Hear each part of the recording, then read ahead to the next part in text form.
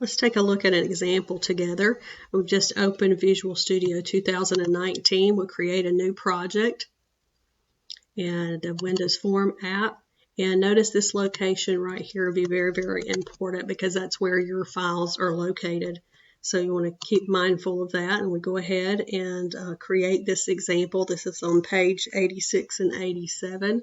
Very short example. It has 2 instruction labels and 2 buttons. So here is the name of our form. Just going very quickly, it tells us to change the name of our form to be a language translator. Okay, and you see that changes there. It says you want 2 labels, so there's label 1.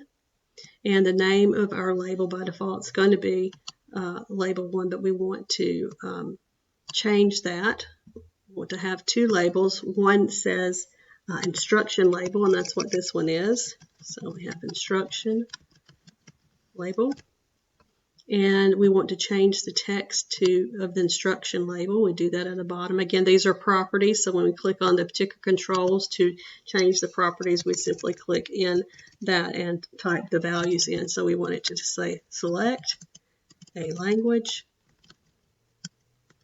and I will say good morning.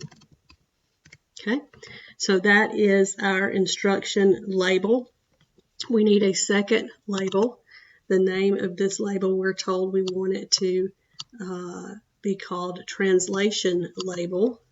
Again, uppercase, lowercase, camel case allows us to be able to distinguish between the words of the label.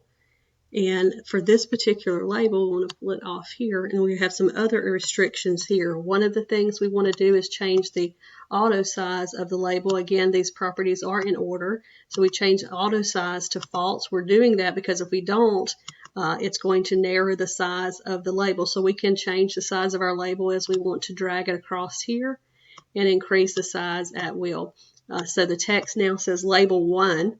We want to take that out. So as we're doing that though, let's see, we have false here. The border style, we want to say fixed single. Again, following the instructions, page 87. Then we want to change the size of the font. Okay, we have that by default. And then we want to clear the text. So we don't want it to say label 1. And one other thing is the text align, and that's how the button appears on the label. We want to change that to middle center. Okay, and I think that gets everything.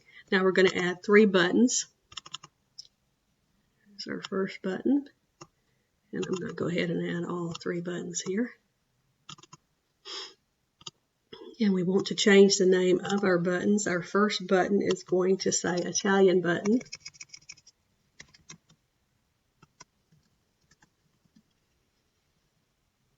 And on the text, we want it to say, let's see, it says Italian. We don't want to say Italian button there. We want it to say Italian. That's the name, as we were trying to say. Okay, so it should say Italian there. The name of the button should say Italian button. So we're in business now.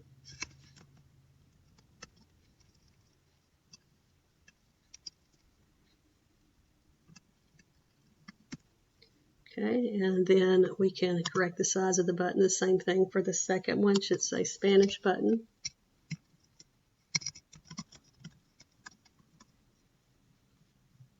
And the third one should say German button. And then we'll change the text as well.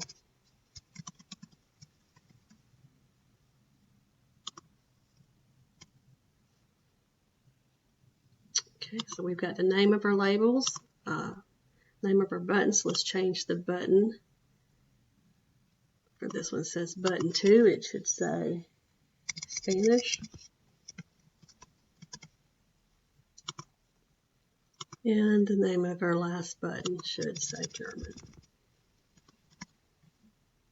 Okay, so we have our values as we see it appearing in the text. And so now we want to save. And we have those. So let's do File, Save All. And we run. When we run this application, we should be given 3 buttons, and based on what we select, we should see a value.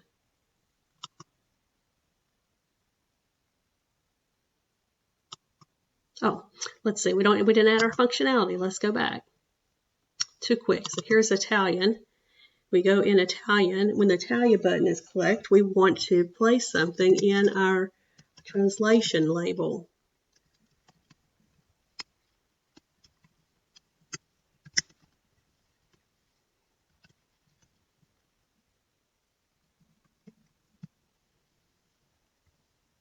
Okay, there we have it.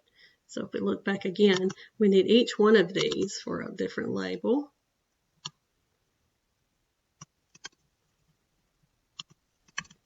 Notice what happened when we ran it and we clicked on the button, nothing happened because there was no functionality added to the button. There's no event handler to respond when you click on the button.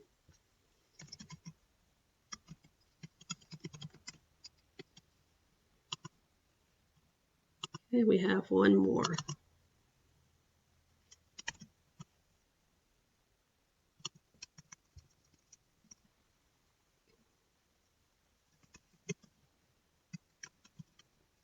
Okay, so now we're in business.